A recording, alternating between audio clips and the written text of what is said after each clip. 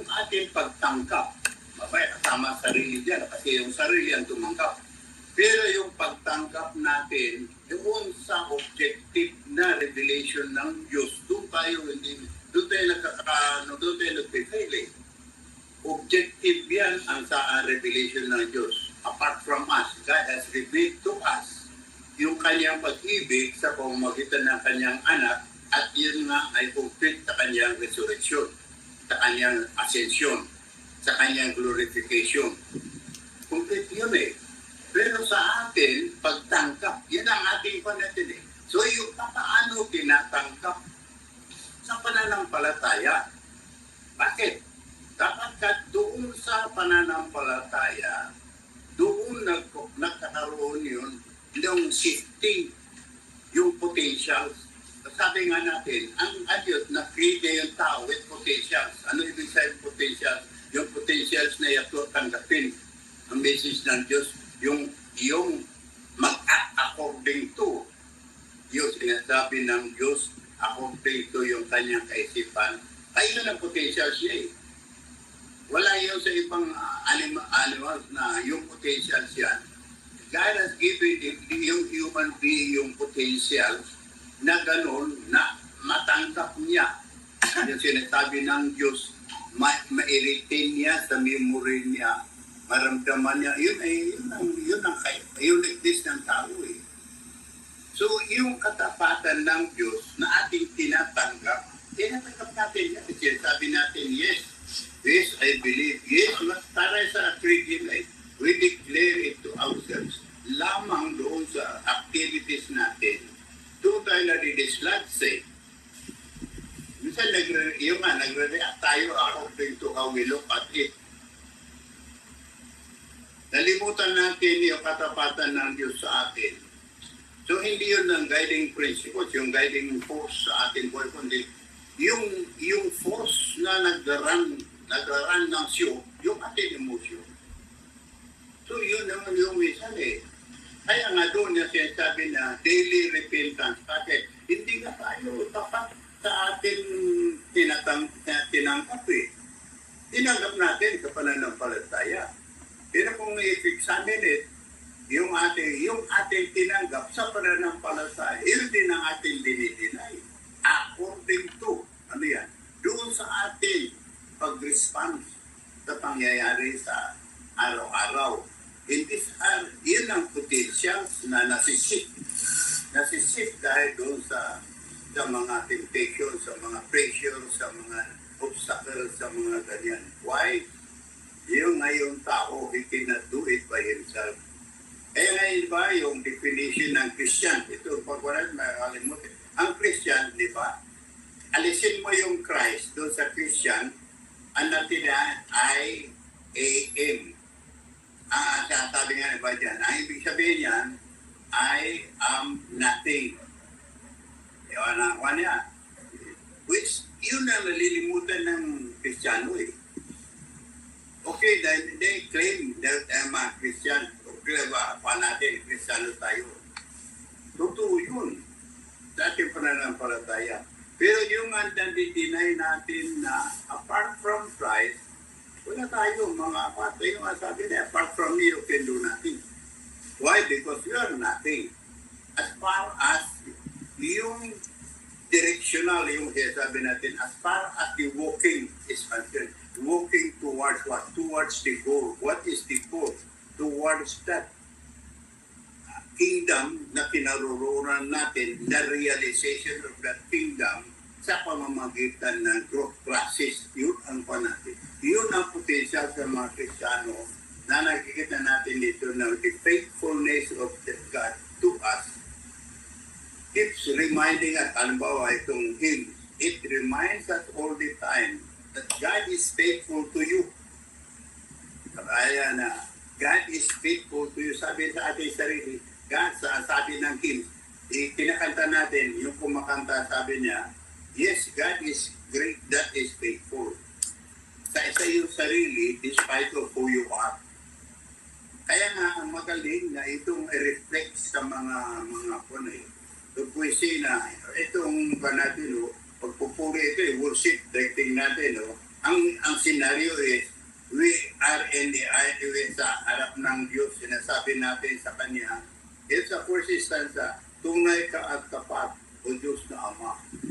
So how can we, ano ba relationship natin? Ama. Paano siya naging Ama sa Kanyang, sa ating katutusan? Sino may gawa yan? Siya ang may gawa. Siya ang may gawa yan. Paano? Ipinagkaloob ng Kanyang anak sa ating katutusan. Iyan ang sinasabi natin na mahalaga, na lagi nakakalimutan natin sa araw-araw natin na magpag-aantay sa Kanyang pagbabalik. Ito ang pa natin eh. Kaya nga, ang teams, yun ang maganda kasi ang sinasabi natin, ito ay either private o group. Ang pa na ito, sinasabi natin na tapat ka, Ama. Tapat ka sa akin ever since. Tapat ka, and since you are constant in your forever, yung katapatan mo yan ay magpakailanman. Yun ang tinatabi na ng assurance. It is not how great the faith, yung pananalig ng tao, but it is how God sustains them doon sa katapatan, sa biyaya. So yun ang kagalapan. Yun ang source ng peace. Yun ang source ng katiyakan. Yun ang source ng atin sinasabi nga na He is coming again, He is coming back. Ngayon, o Diyos, ay itong isa pa, ang ako dito ano ba ang nangyayari? Kasi sa buhay natin dito sa lupa, may lungkot may dusa. Ano dahilan nito? Sabi nga natin, ang isang mananampalataya hindi perfect. Ang isang mananampalataya sinner sent. He is sent in the eyes of God through Jesus Christ. This is sinner. God, as far as God is concerned, sa pamamagitan ng Kanyang righteousness. Sa demand ng righteousness, yung tao walang kasalanan. Anong dahilan? Pagkat yung potentials niya, ibang direksyon na-deviate doon sa direksyon na pupuntahan. He has still the potentials. Kaya nga minsan, mayroon yun sabi dito sa teaching naman dito. Na sinasabi nila, mayroon pang righteousness na tao na natitira. Potentials yun. Ang natitira, hindi nawala yung potentials ng tao nung siya'y nagkasalay. Lamang yung potentials niya, yung pangatwiran niya, yung ability niya, yung lahat ng soul, yung pinagkaloob ng Diyos sa kanya para mamuhay as a responsive. Doon sa relationship nila sa Diyos, hindi yun ang ginagawa ng tao. He responds. Yung tao, nagre-response according to doon sa sinasabi niya na dusa, o may dusa, o may faith. Doon siya nagre-response. Kaya natataya yung tao doon sa karanasan niya, doon sa physical experience niya dito sa lupa. While that is recognized, kaya nga may Savior, but that is the focus ng mga mananampalataya na sa buhay natin, whether we sing this individually or as a group, nasabi ng tao, sa dito, sa buhay ko, may lungkot at dusa. But then, anong antidote niyan? Yung katapatan ng Diyos sa atin, sa isa't isa. Kasi individual na ang individual ang invitation, individual ang reaching out. Hindi it's through any organization or through any other company. It's an individual offer. Yan ang kwan sa mabuting balita. Whoever believes, it is offered.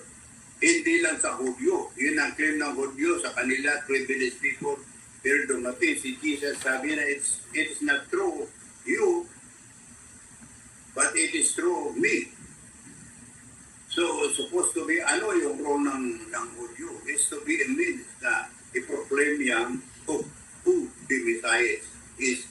Dahil, iyong offer ng Diyos sa lahat, hindi lang sa Hudyo ay through Christ, all are invited. Individual ito. At individual naman na binigyan ng Diyos ng potential. At doon sa gifting, yan din na magkakaroon.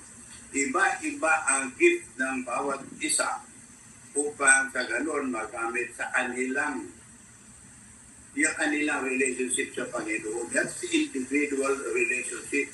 It is not a common all the time.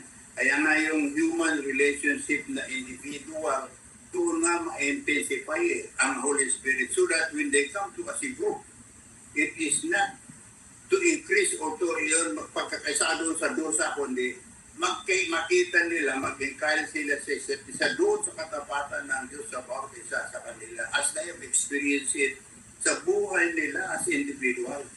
Sayang nitong mga nito. Dahil sa third line, sabi na, di ka nagbabago sa iyong kalinga. So the constancy, pasok ito yung katapatan ng Diyos. Saan yun? Doon sa kanyang pagkalinga. Sa isa't isa yun. Walang hindi condition It's not because one is active member of the church or hindi pinag-usapan yun. Pinag-usapan ito, ang bawat isa na nagsipagtanggap doon sa offer ng Diyos ay kanyang direct line ito. Kaya sabi na, ito, sa iyo itong kwan, because tapat ang Diyos sa iyo as a person. Now, increase that, sabi nga, you group the individuals into a group, that becomes a society. So, yung strength ng group, ay the strength ng group as far as their group relationship with the Lord is concerned, ay doon sa individual strength. Hindi pumwede yung hindi pwede kasi ang isang nangyari kasi, yung baliktad akala yung tao punta sa church to be strengthened, that is a correct way of recognizing your potential niya You come to the Lord for the strength and deliverance. You go to a group of people to encourage one another. It is not the comfort, yes, the comfort, but you are there because you are already comforted. Supposed to be that is the funny. Kaya nga yung growth ng church congregation depends upon the person. It depends upon the people. Kasi kung minsan, yung ex-member kasi hindi pa nakuha itong katapatan ng Diyos to them as a person. Pagdating sa church, naghahanap na, nagdidiman na. Kaya ang congregation naging freedom park na sinasabi.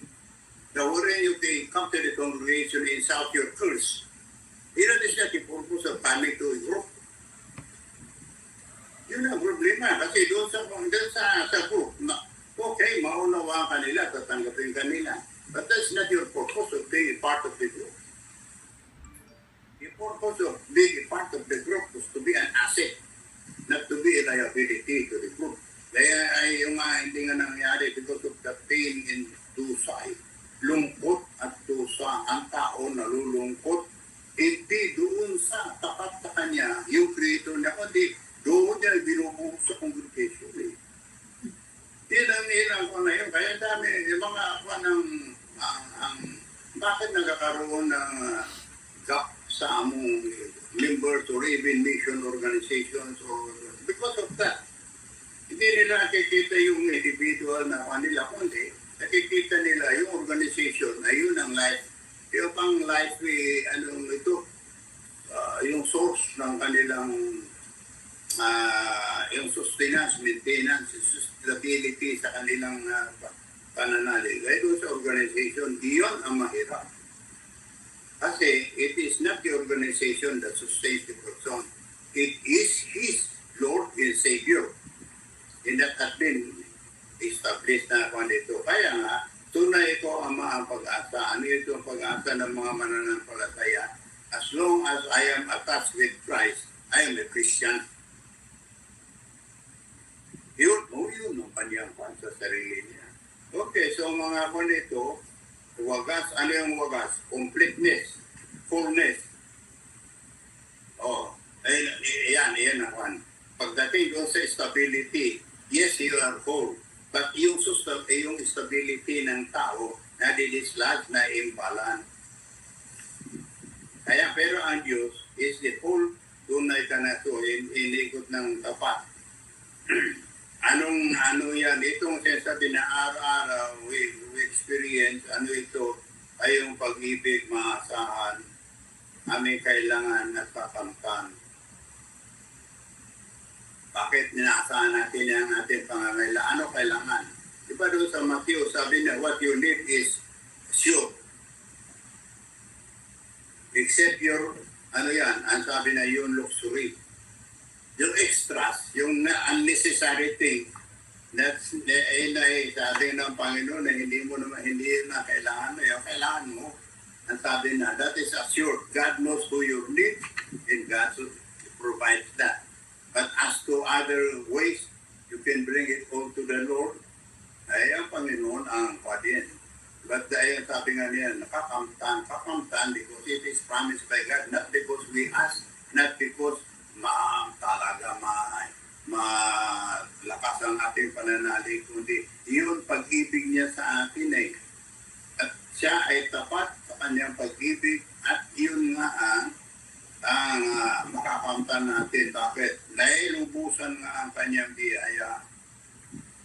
Okay, so araw-araw na pag-usapan natin, ito tag-ulan ngayon, umpisa ng tag-ulan dito sa atin, matagal na ito, delayed nga init, kalikasan ay kahayagan. So, hindi naman, patitignan kahayagan ang kalikasan, nature. Di ba, natin, God reveals Himself through nature, through conscience, through the written word.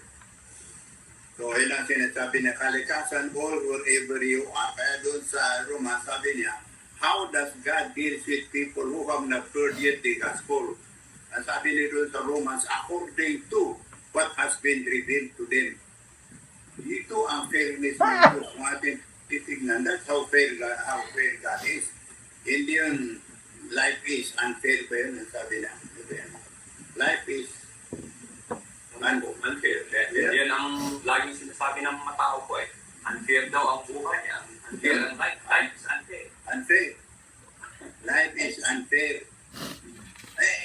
Kaya nga sayang talaga itong mga what do they need? Yung tapat, yung fairness ng Diyos sa kanila, yan ang one eh. Kaya nga yung pag-usapan natin na what is the purpose of this redeemed people? The purpose is to walk the direction. Bakit yan? Dahil mayroon silang what is this? The mission was that for others to be disciples. Yun ang ako dito. Talaga unfair. Life is unfair. How come they say that? Dahil maraming katwiran, marami ng karanasan, marami ng kwanin. These are all lungkot at tusa ito part ng kwan ito The sin has already affected human being. Kaya maski nga kay Adam may sabi na curse. Hindi naman si Adam na curse It's the ground. He cursed the ground. He cursed the source of what? Kaya nasabi na after the sweat of your brow, you eat bread. Bakit hindi naman siya curse yung ahasan na curse. Pero si Adam hindi naman curse. He cursed the ground so that doon ang pain, doon ang toil na sinasabi. So it is no longer a part of that joy, kung hindi part of that misery, tusa, sweating. Yes, that's a part of that. And that's what has been given na one. That is what, kaya nasabi na, you walk this earth, you walk this lupa, ay ang lupa ay curse na nga. And so what are you going to do? You have to sweat it out. Bago magbunga, hindi gaya ng before, nagbubunga ng, may bunga ng kahoy, na sabi nga itong pagkain mo, you can have that. Now, ito ay mga curse ang ground, so it's the ground that's cursed. And that's the very purpose na there is that struggle of human being to produce. How they produce, dahil doon ay kaloob sa kanila ng Diyos ang talino. Pero now, in terms of, yun, pagkaka natin kung natin i-apply ito sa commerce, hindi naman sa commerce yan. Agriculture, kasi, napunta sa agriculture, napunta sa commerce, sa exchange of goods and services. Ano yan? Para doon sa demand ng tao. Anong demand ng tao? Hindi ang kanyang kailangan, ang kanyang ano ito, layaw. Tignan mo yung commerce. What is the purpose of that? To gain. Sa kaniyang subsistence ba? Hindi. Bakit gusto naman sumako ng why gain is the very purpose? Bakit yung naging focus yan? Because of that self, what is that? What does the self demand? It demands his luxury. Anong luxury na yan? Kaya titignan mo yan. It's because of pride. Well, nakikita itong panel. Kaya nga pag makakuha mo ito ang Christian kung talaga, makakuha nito, o sabi nito sa third stanza, kako natin, o salang taglay namin ay okay na, that is been forgiven ng kasalanan while we are still sinners until Christ comes. Kasi, but it is faith. Yun ang kasiyakan. Hindi ang mga Kristiyano ay wala kasalanan. They are still flesh and blood. But in Christ, they are accepted. Why? Because Christ has paid for them. Yun ang ownership. Ang pinag-usapan natin doon na when you talk of redemption, the Redeemer owns the redeemed. Yun ang ako dito. Ang nakalita ng tao, he does not value his redemption. He values of what he can do for himself. Yun ang mga komento. Kaya dapat mga, sayang ito mga church leaders na mga kapatid. Habang na sa awa mo to world, grace and mercy, sa awa mo makamtan, maghahari galak sa aming buhay. Now, yung kagalakan doon ang pa natin, pagkat ikay tapat sa iyong hirang. Tapat ang Diyos. So yun ang pagpupukpuk, yung sinasabi niya, pagpupukpuk ng Diyos at kanyang kalinga doon sa third line ng first paragraph, yung kalinga, pagpupukpuk at pag-iigit ng Diyos. Doon sa kanyang tinubos, bakit he owns that? Kaya nga sabi nga niyan, if he who destroys yung kanyang tinubos, it is not the person, kung hindi it is yung redeemer. Because ayan ang inari niya sa redemption. It's not by creation only, but it's by redemption. Yun ang intensity ng how God has demonstrated papalit ng pag-ibig niya sa isa't isa. So, yun ang ating quality. Maganda ito. Pero yun ang adapted nga.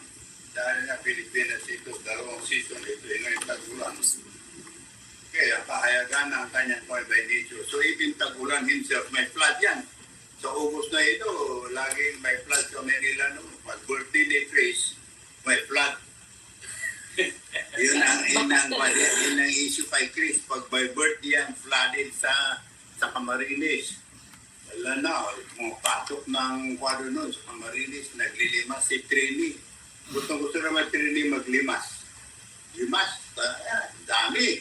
Kaya ang kaso galing sa kanal, yun ang August ng tagulan dito.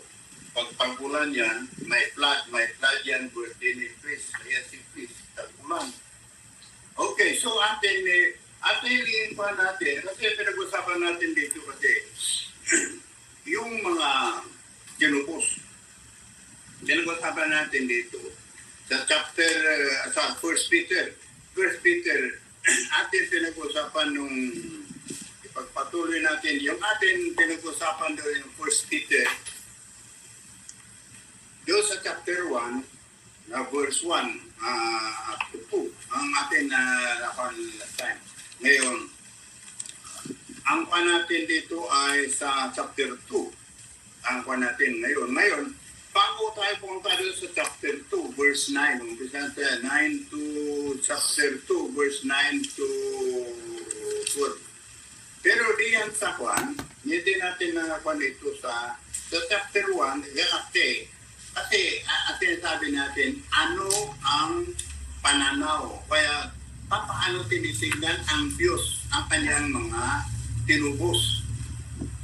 So, kung tinanggap natin, ito ang isa pa, tinatanggap ng tao na siya ay tinubos.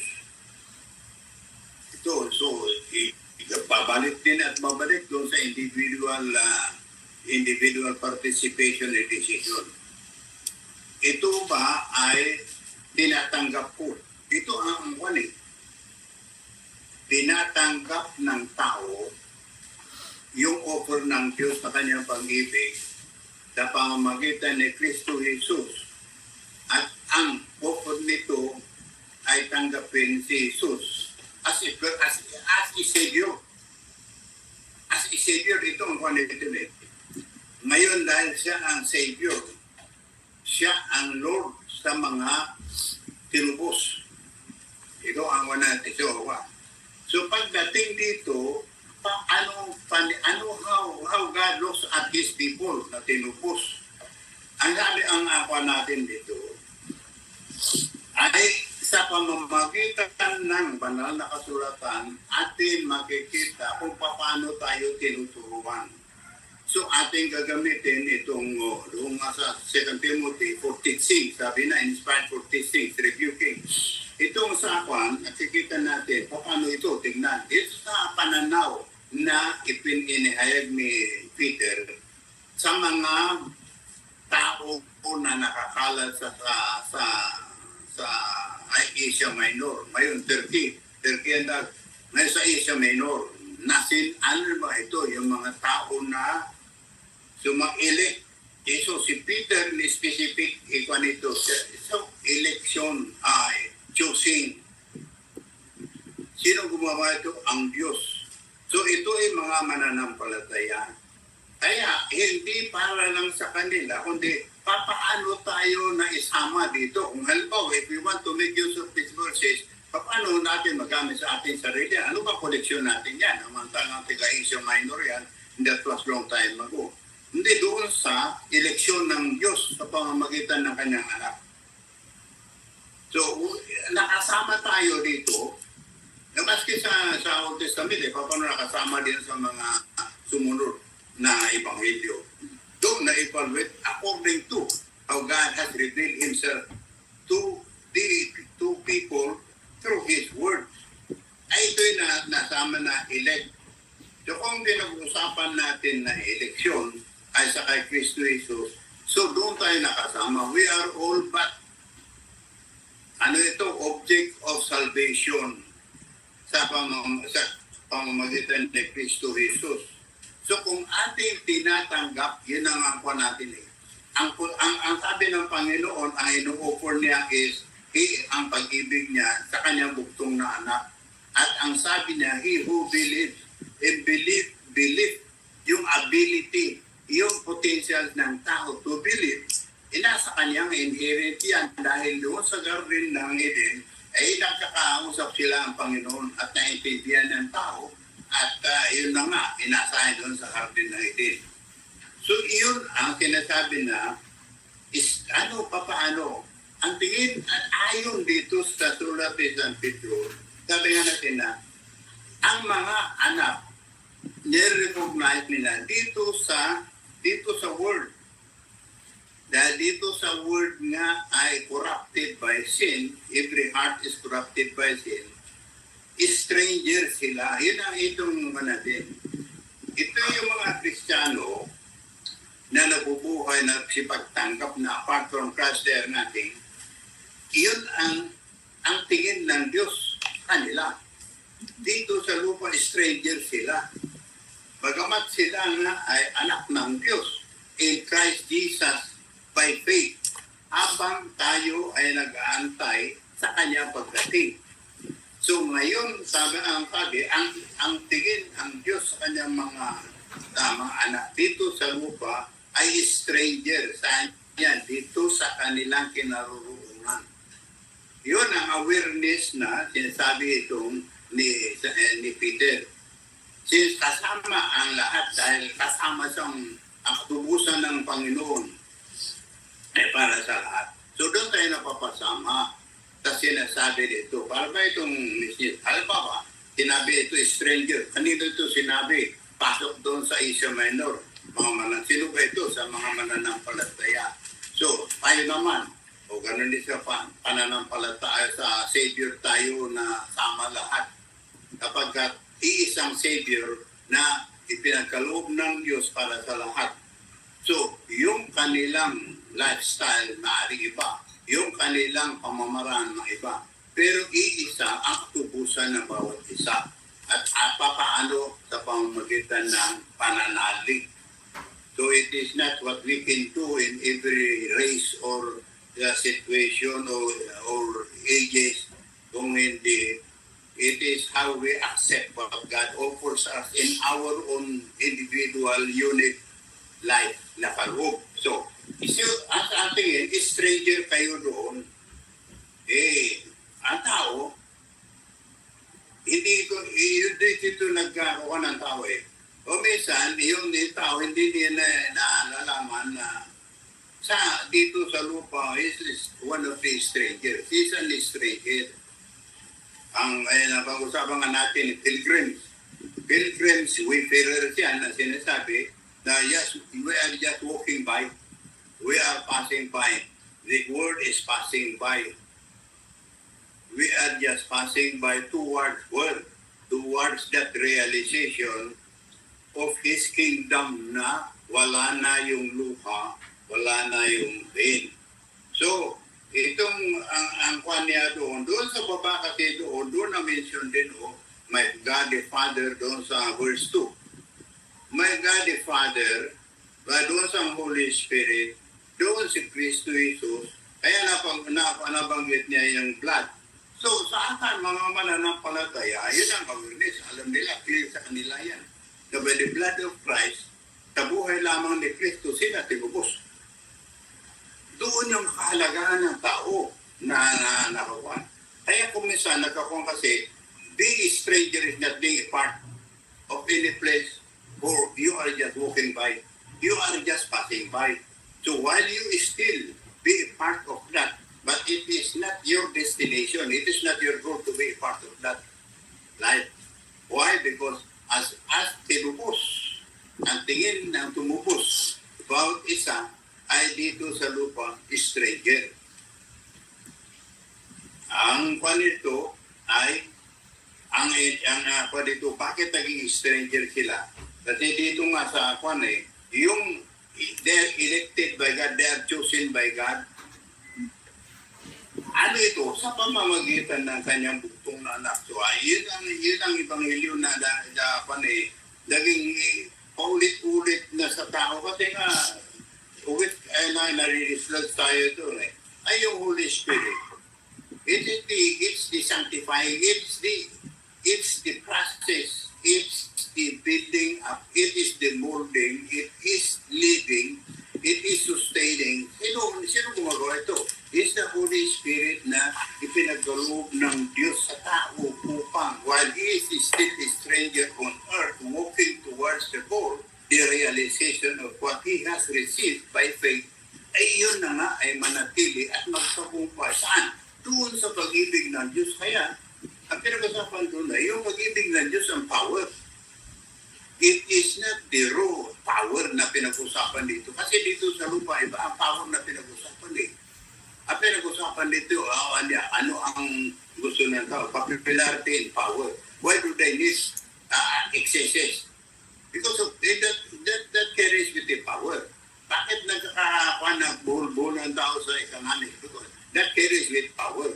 The power of what? That emanates from the source. What is the source that they want to have economic? So, yun ang kung in-state, ngayon ay kaloob ng Diyos sa kanila for their purpose, for their pangangailangan na hindi nga kasi yung excesses. Kaya anything, yung sabi nga niya, yung excesses, minsan, dahil hindi kailangan, ay disadvantage ng tao. Political, economic, social, lahat yun, may structure yan. Kaya nga pinag-usapan natin, may cases, may fun. So ito ang ating yan. Those who are a stranger, according to how God has, according to God's way of looking at His people, ay iyon ang awareness building sa mga tao. Kasi while they are a stranger, they are being sustained by the Holy Spirit as God has promised them that He will be with His people forever. So doon sa sinasabi natin, luha at luha, pigati at luha ng tao sabi ni Jesus, doon sa Matthew na pag-usapan natin, meron ka bang Lord? Ang Lord mo, doon ibigay mo sa tumubos sa iyo. Yun ang ano ginagawa ng tao? Hindi nga yun ang ginagawa natin eh. Yung invitation, yung offer, yung assurance, hindi yun ay nakakalimutan natin eh. Nakakalimutan natin ang Diyos ay tapat. Ang Diyos ay siyang nag-sustain sa atin at tayo tinubos sa biyaya at kahabagan. At ang sabi ay, He is with us forever and He asks that to us, He offers that to us at all time. Na ano yun? Yung kanyang assistance, yung kanyang comfort, yung kanyang strength, yung kanyang assurance sa isa't isa sa atin, yung atin na potential na yun ang dinidirect eh. So yun ang atin dito sa paagi ng atin pag-focus dito sa election at strangers. Kasi if you are chosen, sabi nga niyan doon sa verse 3, chosen, elect, pareho yan. Kasi it is who choose. Yung creator. Paano? Sa biyaya, sa pag-ibig, bakit? Sa pag-ibig niya. So how? Doon sa bugtong na anak, how will he expect people to respond? Doon sa pananalig, doon sa pananampalataya. Bakit? He has given the person yung kanyang potential. How will that be redirected? Kasi na-direct nga sa temptation eh. It's the Holy Spirit working. So iyon ang provision. So iyon ang kahalagahan ng tao. Na sinasabi na ang kahalagahan ng tao sa mata ng Diyos as far as what God has offered them is that yung kahalagahan ng buhay ni Kristo Jesus na tinubos sa kanila, yun ang kanyang kahalagahan. Iyon ang dapat na sabi na manatili sa bawat isa at doon dapat mag-encourage sa isa't isa at doon dapat yun ang relationship even with society. Bakit? If you relate with society, general yan, as a stranger. That is a part, not a part. Kasi doon ang struggle natin eh. We want to be accepted by society. Nobody wants to be rejected. Wala pa yan eh. Isa sa need ng tao is, significance. Sabi nga, sino ang ayaw sa significance? We want to be significant in a society. We want to be considered as a part. But in that way, may ma-balance yung kanan. Ma-balance yung tao kasi sa kanyang kalagayan, sa kanyang kataliwan, is as a stranger. So, bagamat you are a stranger, you are a part of that. But in terms of your purpose or in terms of your being, it is a being that is attached to God's kingdom. How? By God's way of dealing with His fallen creation sa kanyang pag-ibig. So kung itignan natin ito, ano ngayon paano ito yung mga stranger na ito? Tapat ang Diyos sa kanila, pinagkaloob sa kanila yung potential na ganyan. So kung natin tignan, mayroon pa ba? May itong natin. Doon, itignan natin dito sa chapter 2 ng 1 Peter. Tingnan natin ito kasi chapter 2 ng 1 Peter, ang ito ay dito sa 9 kasi living stone, mga panito, mga parapan natin yan eh. It's the action ang ni Peter at saka James. Pero ang ating panito, ano ang mga mananampalataya sa second chapter ng Peter, 1 Peter 2, chapter 2, verse 9 to 12. Itong gamitin natin para makita natin ito kasi papasok ito yung sinasabi na papaano itong mga anak ng Diyos tinitignan ng Diyos sila sa araw-araw na kanilang buhay dito sa lupa. Habang narito sila na flesh and blood. Kasi when Christ comes, everything wala na. Wala na. Justice runs and so wala na. Dito sa natin muna, tignan natin muna dito sa verse 9, First Peter chapter 2. Pagpatuloy natin itong pinagwasi. Chapter 1 tayo. Chapter 2 tayo. Umpisahan natin dito sa verse 9 para may concentrate natin. Kasi introduction itong living stone, my chosen people din pala. Okay, itong pa natin ito. Verse 9. Verse 9 to 1. Okay, kalma ko pa mo yan. Verse 9 to 12. But you are a chosen people, a royal priesthood, a holy nation. People belong to God, that you may declare the praises of Him who called you out of the darkness. I think. First Peter. Tama naman. First Peter chapter 2. First Peter Tama chapter naman si Alvin. 2. Tama si Alvin. First Peter chapter 2. Chapter 2 verse 9. First 9 to Peter. Sige, First Peter chapter 2 verse 9. Okay, pagkapan natin.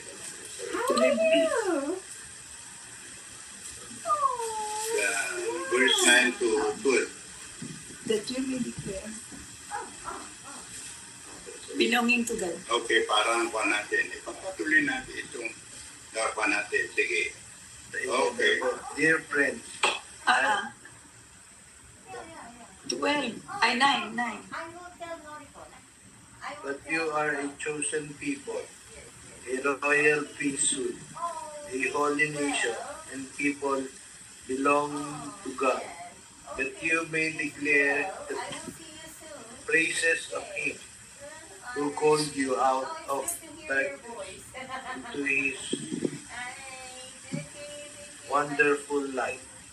Once you were not a people, but now you are the people of God. Once you had not received mercy, but now you have received mercy. Dear friends, I urge you as aliens and strangers in the world to abstain from sinful desire, which were against you, your soul. Live such good lives among the pagans, that though they accuse you of doing wrong, they may see your good deeds and glorify God on the day He visits us. Okay. At sa James, lalong kasi itong commissioner na kakawa kasi yung action. What does action? How is action related by what we believe? We believe in action. Doon ang mga patin. Now, how does that work? Sa buhay ng bawat tao. Yung how we think. Sa mind yun. In how we act. Sa place. Doon sa form, my form ang place eh. How we act. So we talk. Yung action, we talk. Yun makikita. Yung visible at saka yung faith na invisible. So itong natin dito sa this is how it works sa buhay ng yung mga ano ang sample dito sa ating pinagkakuan dito sa last verse. Bago tayo pumunta doon sa doon sa last verse, ang sabi kasi dito, ito, live your lives among pagans. Diba so, yung dito, ni-recognize niya, yung mga anak niya, yung tinupos niya, they are among pagans, they are unbelievers. Yung mga tinupos, they are still unbelievers, living among unbelievers. Hindi secluded, hindi monastery, hindi monastic, hindi exclusive community. Kasi nga yung tao, minsan, meron yung mga ganun na they gusto umalis sa society, magbukod sila because yun ang kanila. But itong panito, nirecognize niya, yung mga anak niya, hindi yung sila yung magbukod away from society, kundi they are within society. They are within the group of people where they are in, where they belong. So, doon papasok yun. How does culture doon pumapasok ito sa atin? Wherever we are, may culture ang bawat community. So, kung ang kultura o ibig siyang kultura, lifestyle, it had been, yung kultura na sinasabi, it had been a practice for many of the certain community. Kaya meron silang unique action, unique word, missing words, yung pananalita, maski yung intonation nagkakaiba-iba ang intonation Yun pala yung part ng society. Because in other groups of people, iba naman. So, yun ang kultura. But dito sa Christian faith, makikita natin na God recognizes His people, redeemed people, is still flesh and blood in their own community, in their own situation, in their own unique situation. Kaya dahil individual ang pinag-usapan na contact or relationship is individual ang focus, ay wherever the person is, na group o whatever his person is, nire-recognize ng Diyos at kinikilala na he is in that group, in that location. So, kung doon yung pain, because of the differences doon sa culture, nire-recognize ng Diyos. Hindi inaalis ang Diyos doon sa kultura niya Hindi nililigas ang Diyos na magpukibukod. Hindi binukod ng Israel, hindi sinabi ng Diyos na, ikaw Abraham, punta ka doon sa the promise na ibibigay ko sa iyo, the promised land.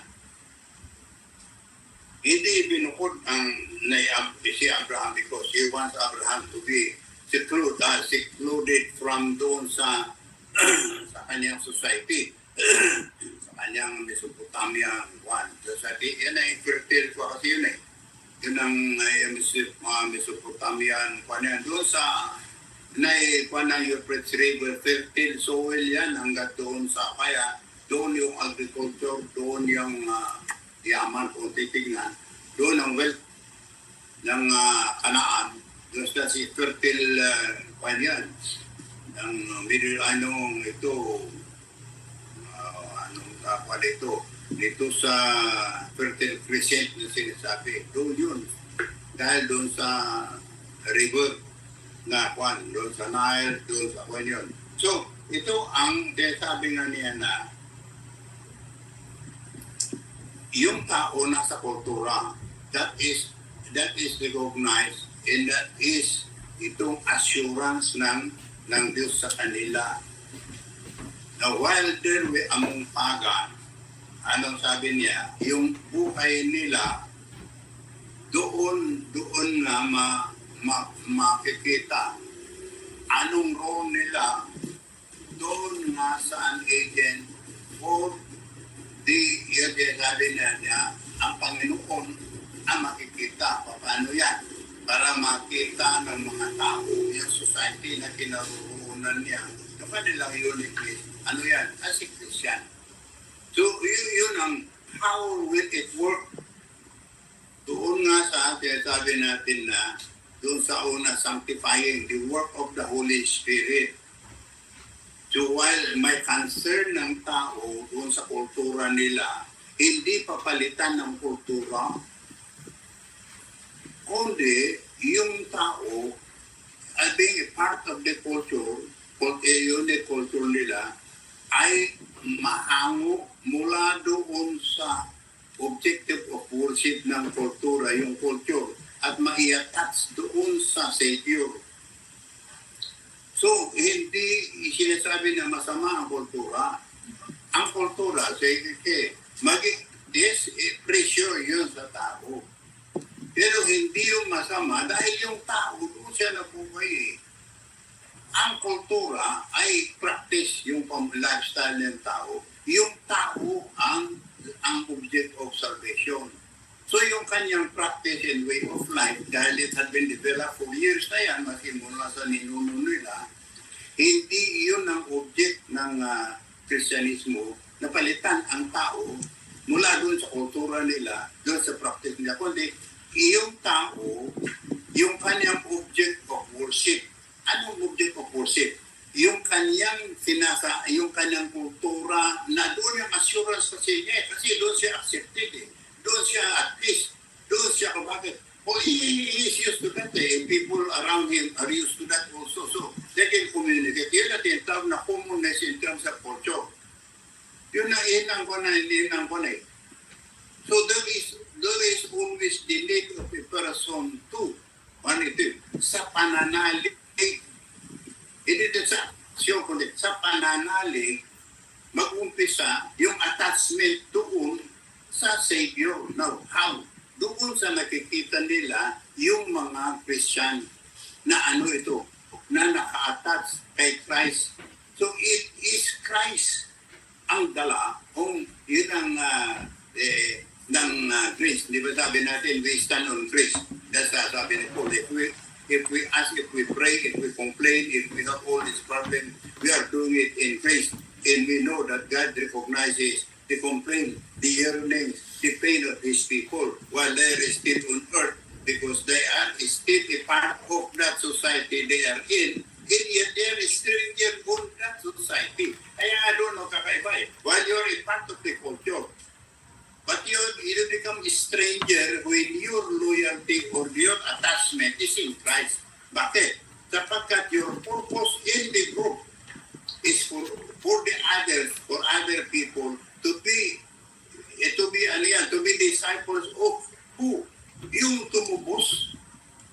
Yun inang mga kaya in every person, mayroon yung sa kanilang katubusan, sa kanilang attachment ni Christ, ang being nila is that the process within the movement of being a disciple, calling all people to become His disciples. Yun ang part nila as a human being. So, paano yan? Doon sa kanilang aksyon, doon sa kanilang one. So, ito ititignan natin na mapa natin. Dito kaya nga, and who are those people? Di ba? Sabi ito, okay. According to the word of God, they are elect. They are chosen by God. So, yun ang one. Hindi yung partnership na they agree with God, kundi they accept what God offers them. What is this? Complete salvation in Christ. So, yun ang foundation. Kaya sabi nga natin na apart from Christ, I am nothing.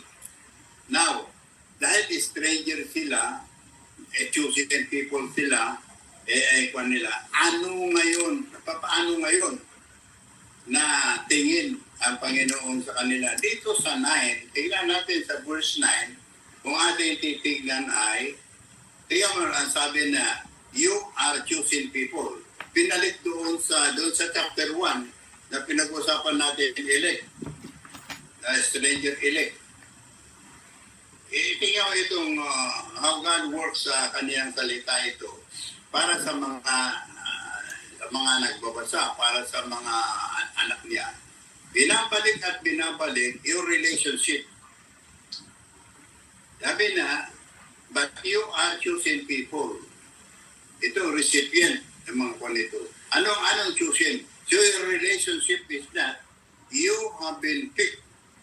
Ikaw ang Diyos ang pumili, ang Diyos ang gumawa, ang Diyos ang maisip, ang Diyos ang nagsasabi. Yun kaya nga yung written word, ang Diyos ang nagsasabi sa isa't isa na Kristiyano na sila ay naging Kristiyano dahil sa gawa ng Diyos. Na ang ginawa ng Diyos, na ang Diyos ang make up sa kanila. Ang Diyos ang pumili sa kanila. Ibig sabihin, hindi sila pinili dahil mas mabuti sila sa ibang tao, kundi pinili sila dahil sa kanyang pag-ibig kay Kristo Jesus at dahil yung kanyang salita na offer, dahil sa offer niya na anong offer niya? Ang magsipagtanggap. So, kaya, doon papasok. May kaloob ng Diyos sa tao na pananalig, that is the faith, the potentials niya. Ang offer ng Diyos sa kanya, He who make use of His potential, nakaloob din ng Diyos na tanggapin. Now, paano yung potentials ng tao na lumihis na ngay? Paano maibalik yan? Yun ang sinasabi niya na on the spot, mayroon yung acceptance ng tao na sila nga ay nangangailangan ng Savior. So all the time, yung mga mananampalataya, alam nila at binabalik-balikan natin na tayo ay inubos at anytime, anuman ang ating kinaroroonan na kakulangan, kalatanan ng Diyos, ay atin matangkap at matanggap yung offer niya na forgiveness kasi ang forgiveness niya doon sa kanyang bugtong na anak. Yun ang assurance. So, yung ganyan na nakaugnayan ay any situation that may come. Yun by pain ba, joy yan, or whatever it is. Pero yun ang usually, either pain or joy, peace, assurance, yung mga ganon.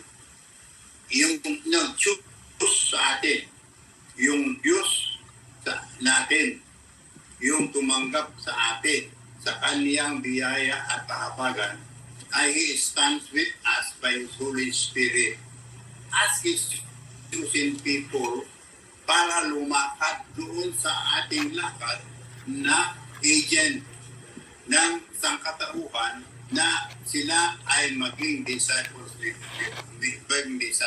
Christ. So yun ang sustaining power. Halimbawa, yung mga ganyan, meron na influence ng nakakita sa Panginoon. Hindi dahil yun ang tao. Yes, they are sent. Sabi nga, you are sent as a proclaimer of the good news. Pero yung tao, as he is being sustained by the Holy Spirit, doon nagbubunga yung conviction ng tao na sila nga ang nangailangan ng tagapagligtas.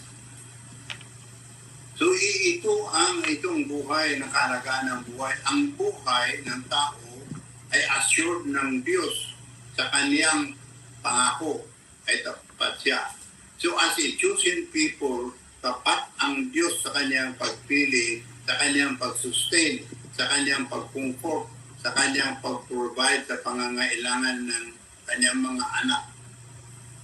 And whatever it is, grace abound. Doon yun din, sabi niya, when you talk in terms of God's grace, it abounds. Why? Because God proclaims it na ang every need ng kaniyang mga anak ay may katugunan at yun na ipinagkakaloob at yun na nga ang katapatan ng Diyos.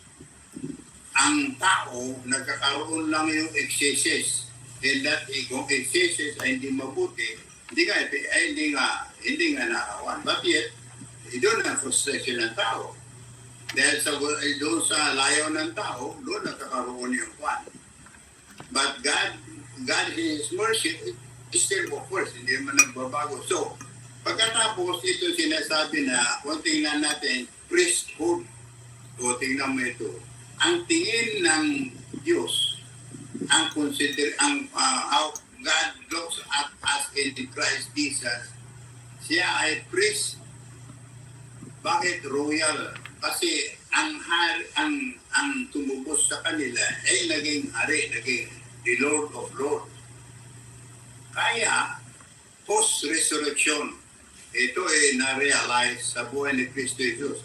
Siya ay nabuhay na muli. At dahil nabuhay na muli si Kristo Jesus, siya ay hari. So yung priest na si Jesus, anong nangyari doon sa priest? Siya ang sa mamamagitan. Sabi nga, high priest na mamamagitan. May role na mamagitan to ask the Lord and proclaims what the Lord says doon sa sangkatauhan. And Christ did it. Kaya yun ang role niya as a priest. Kaya yun ang sinasabi natin na kung ang mga anak ay pinahalagahan ng Diyos bilang kanyang mga anak sa katubusan, yung kahalagahan nila ay being a part of God's family, being a part of that royal family, ay yung part nila, bahagi nila, na sila ay agent priest to speak, to act, to talk, and to think in terms of their relationship with the Lord. Yun ang role ng priest. Kaya, yun sinasabi natin na priest dito, kuminsan dito sa present situation, the present concept kasi is stratification ang pinag-usapan na may role ng may priest. Pero, yung ano ba itong role ng priest? Hindi gaya ng role ng Old Testament kasi hindi pa accomplish yung glorification ni Jesus. Dito, post-resurrection na, resurrected na, naging royal, ano ang itong priest? Yung mga na-attach kay Kristo, sila ang namumuhay doon sa priesthood according to what God has done in His Son Jesus Christ. So, ang lahat ng mananampalataya sa mata ng Diyos, sila ay priest. Kaya nga, everyone is a priest. As far as God is concerned, doon sa kanyang bugtong na anak. Anong ibig sabihin ito? Representative, they can represent yung nagbigay sa kanila yung komisyon na doon, makuha natin doon sa Matthew 28, na sabi niya, make disciples of all nations. Ano ang making disciples of all nations? Yun ang komisyon ng bawat mananampalataya na part ng God's household na sila dahil ang bawat isa ay priest. He partakes. Siya ay kasama doon sa making disciples of all nations. Tayo rin ang role ng bawat mananampalataya. Kaya ang kung atin titignan, mga kwalito, kung tignan nila, sabi nito, royal priesthood. Ito individual na ito. Individual na nakapag-ugnay kay Kristo Jesus ay priest. As far as God is concerned, bakit? Sapagkat yung priesthood ni Kristo Jesus, iyon na nag-commission sa kanila sa Matthew 18. Iyon ang sinasabi nga na sharing. And the role of the priest is between, ganyan, na Savior niya, natanggap niya na Savior niya, at doon sa nangangailangan na either yung kasama niya na mananampalataya o yung wala sa pananampalataya. Bakit kailangan ng mananampalataya? Yung kasama niya mananampalataya. Bakit? Though they are priests sa mata ng Diyos, they're in need of, what is this? Yung relationship na established ng Diyos sa bawat isa ay mag-encourage sa isa't isa. Para ano yan? Para doon sa hangarin na making disciples of all nations. Na sila, kailangan ma-encourage, kailangan pa, because they're not simple like anybody else. So yun ang one. And yet, ano ang relationship naman nila doon sa non-believers? There is still a part of non-believers na ang mission is that to make all disciples of all, make all nations be the Christ disciples.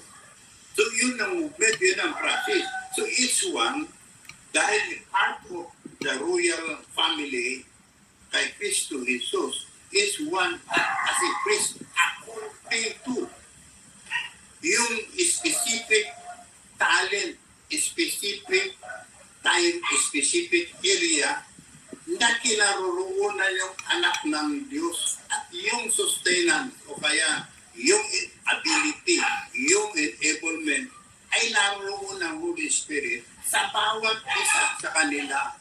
Kasi it is one si unique person, hindi ba yan? Ngayon, bakit tignan natin ito na ang sabi nito, if people belonging to Christ ay belonging to God. Bakit yung bayan? Kung titignan natin, anong bayan? Ang work ng, di ba doon sa first chapter, Ama, Anak, Espiritu Santo. Iyan ang kuha natin dito. That you may declare, ano yan? Ano ang action nila? Do we declare the praises of Him who called you? Itong ba natin? The basic na sinasabi na call, ang call ng Diyos na ang tao ay maging Kristiyano. Ibig sabihin, maatas kay Christ. Kasi sabi nga natin, apart from Christ, I am nothing. So the basic call, ang call ng bawat isa. Kaya ang call ay ang bawat isa, Christ. When you accept Christ, you become a part of Christ. Ano yun? Yung empowerment na to raise our people to become disciples of Christ. Yun na yung call ng bawat isa. Natin nag-usapan natin other calls. Alam po ba, ang organization that calls someone for a mission, that is assignment. Actually, kung titignan natin, it is a call to assign. It is not a call to God, but it is a call. Kung ganun na call na makwanta ang Diyos, papasok ang organization na naman in between ang organization, apart from the organization, the call ng organization, walang call ng Diyos. Hindi ang call ng Diyos ay basic, that is stands forever. Ang call ng mga mananampalataya ay to be an agent, a source, a means na to make disciples of all nations. So that's the very purpose. It's individual life. Kaya hindi pa nito. Halimbawa, yung organization they call someone, it is to assign them. Why? Because they are called by God. They cannot assign anybody who is not called from God, by God. Yun ang itong one calling na pinag-usapan. Na one is called na to become a part of His family. And you are a part of His family, yun nga ang sinasabi na God is steadfast in His love and faithful to His word. Para yung mga tao, they will be, what is that? Maging tool doon sa triumph, doon sa victory ng Christ, doon sa kanyang resurrection. Kasi doon nga nakita, doon nga yung nagtagumpay sa death na penalty of sin. That when He rose from the grave, that proves na yung death na sinasabi ay hindi nga what is this? Hindi ka mahadlangan. Yung what God tells, what God's word is all about, what's that eternity with Him, eternal life with Him, and that is, kaya nga sa, titingnan natin sa Book of Hebrews, lalo yan the priesthood of Christ. So this one is a priest. When they are called to, by the organization to any purpose, it's within the context of what God has given you, na talent, interest, dahil He has called you to be a part of His family, and He has called you to be a part of that process of reaching out people to become disciples of all nations. Yun ang bawat isa. Kaya nga, wherever the person is, mayroon yung kanyang buhay ay unique siya at mahalaga siya. At yun ang minsan nakakalimutan ng tao. Yung kanyang kahalagahan na sa mata ng Diyos na yun, nalilimutan. Na nililidistract yung tao. Hindi nakita yung kanyang kahalagahan na yung sinasabi ng Diyos, He is a priest. He is a member of the royal family. Kaya nga sabi to holy nation. How can it be holy nation if that composed of people, palagay natin that the nation of Israel or yan, it's because of people, individual are redeemed. Or each one is redeemed by His Son Jesus Christ. So, yung kahalagaan ni Kristo Jesus ay yung kahalagaan ng bawat isa. So when they act and come together, ang kahalagaan nila, ang value nila, yung action nila, yung kahalagaan ni Jesus. It is within the context of what God has done for each one of us in His Son Jesus Christ yan, particular yan, specific yan. So yun ang Kristiyano. Kaya nga yun siya sabi, how are we related with other non-Christians? Ano ang relationship? Oh, well, we are a stranger to them, but yung ating role as a part of the body of Christ ay to make to enhance. Yun ang enhancement eh. Ito proclamation na para yung mga tao ay to become disciples of Christ, disciples of our Lord and Savior. Not to be a part of where we are. Ano man yung organization niya, ano nga kundi is a part of Christ. Ang issue dito eh, yung life with Christ eh. Hindi issue yung race dito, ay nagkabuhol yung race eh. So yan ang atin eh, kung ngayon na, para makita natin muna.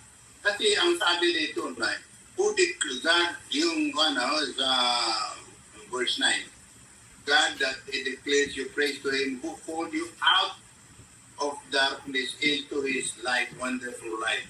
So yun ay calling out from darkness, yun ang calling. The call is that you become a part of His family.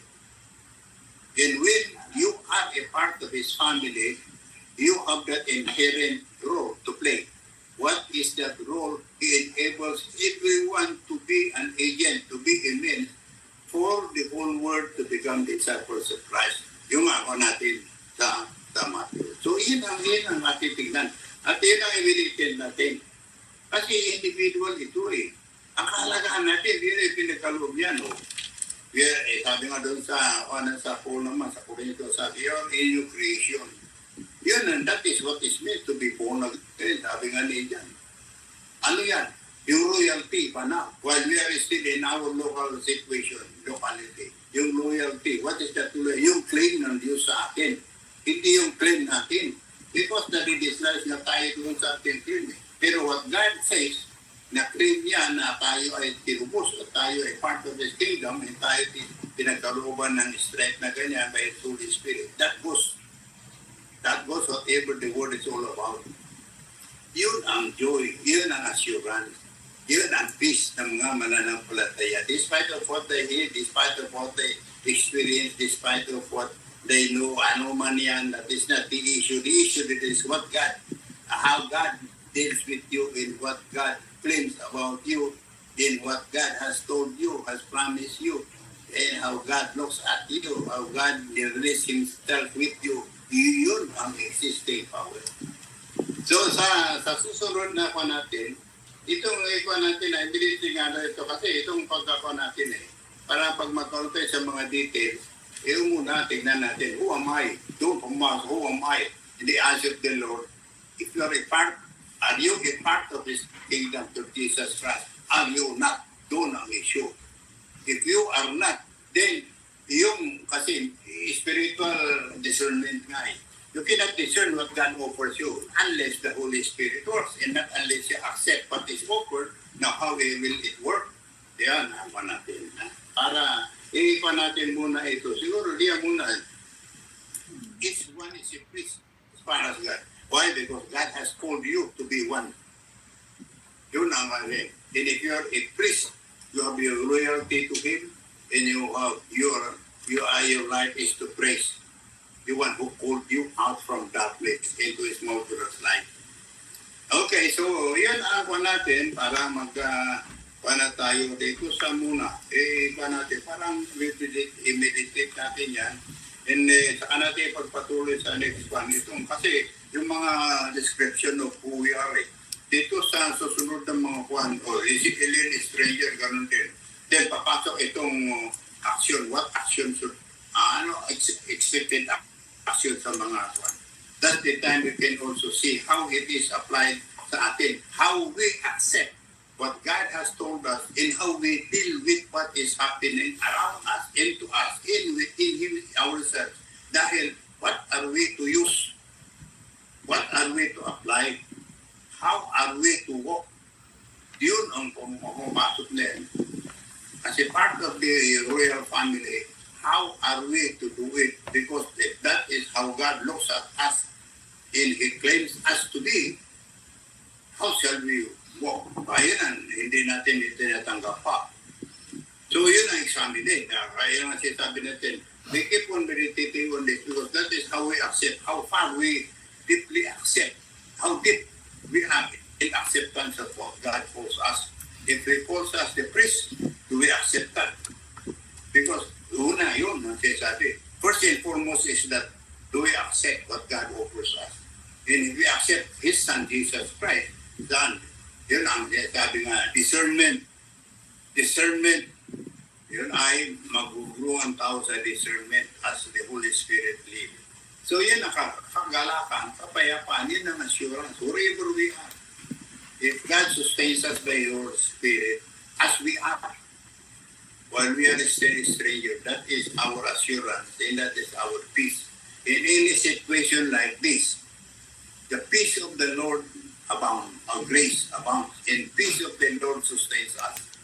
Yun ang peace na it is not what we think and how mga material ito, but the peace of the Lord enables His people to find joy in yun ang assurance sa Kanya. Okay, yun ang ako natin muna. Yung being a priest, how I do reflect being a priest, being called out from darkness into His wonderful light. Yun ako natin. Para sa next time around, pag makawa tayo doon sa mga susunod na verse, how does it work in my life, in my way of dealing with myself, with others? What expectation will I be? Pasok doon yung sinasabi natin na self-analyzation, self-reflection, in sinasabi natin, how can we be transformed?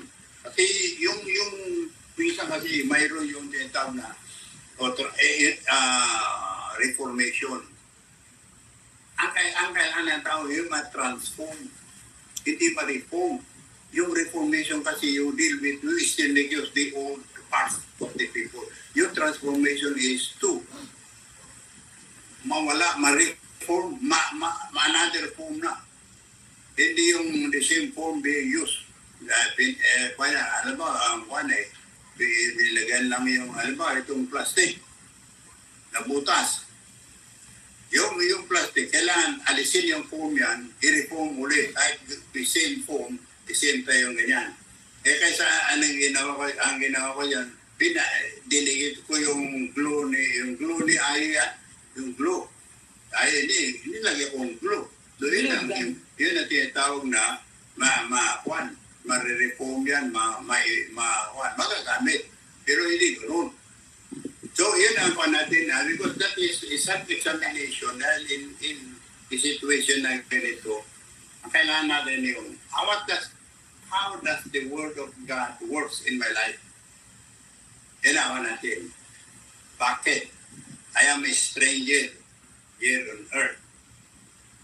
What is that for? For all people to become disciples of Christ. Yun ang offer sa isa't isa. Doon makita how far are we to walk. Yun ang growth process to the promise, to the realization of the promise. Ano yung realization yan? When Christ returns. Yan ako natin na. So tayo ay magwakas sa ating panumunan nito at i-meditate natin na I am a priest. What is it to me? That is what it means. Okay, so tayo ay anong pantaya ko natin? Praise God. Sige nga. Closing prayer. Closing prayer. Pasok ka na rin. Sige tayo. Sige. O Diyos, ang makapangyarihan sa lahat ng pulit ng papasalamat. Di ka rin sa lahat ng biyaya na pinagkaroon po sa amin sa biyaya ng oras na ito na aming pong pinagtulay-tulayan ng salita. Salamat po, Ama, sa kaliwanagan na pinagkakanood niyo po sa bahay.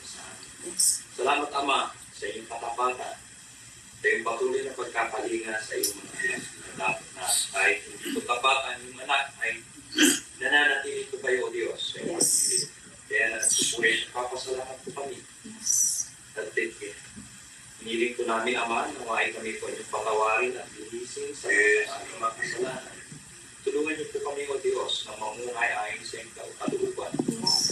Tulungan niyo rin po kami na mamuhay na may pagpupuri at pagpapasalamat sa iyo. Dahil kayo po nga ang aming Diyos na makapangyarihan sa lahat na tumutulong po sa amin. At Ama, salamat po sa iyong patuloy na protection po sa amin, lalo-lalo na sa pandemya na ito. Patuloy niyo po kaming nilalayo sa sakit at kayo po ay aming pinapasalamatan dahil kayo po ang sinaging punto po sa lahat ng bagay. Kaya hiniling po namin ang iyong pabuhay sa mga anak. Kalakasan sa lahat ng mga taong nagtatrabaho, being medical frontliners, na pagkaluban niyo po sila, O Diyos, ng patatagan sa kanilang pananampalataya, na makita po nila ang kanyang ginagawa isang paglilingkod dahil po sa iyong pag-ibig. Ama, hiniling po namin na patnubayan niyo po kami sa buhay pong ito, para sa buhay pong ito ay kayo lagi po ang siya. Nangunguha at kayo siya, kayo po ang lagi namin pinapapurihan at pinapasalamatan. Kaya salamat po, Ama, sa kagalingan na nagmumula po sa inyo. Kayo po ang nakakaalam at kayo po ang dakilang manggagamot at kayo lamang po ang aming inaasahan. Ang dakilang pag-ibig niyo lamang po, Diyos, ang aming inaasahan. Kaya, Ama, ito po ang aming pagpupuri at pagpapasalamat po sa iyo sa pangalan po ni Kristo Jesus, naming Panginoon at Nagpagligtas. Amen. Praise God. Praise God from whom all blessings flow. Praise Him, all creatures here below. Praise Him above the heavenly hosts. Praise Father, Son, and Holy Ghost. Amen. Nawa ang pag-ibig ng Diyos sa Ama, ang kaniyang biyaya sa kanyang bugtong na anak, at ang kanyang pagsama sa kanyang Espiritu Santo ay manatili sa isa't isa sa atin ngayon at magpakailanman. Amen. Amen.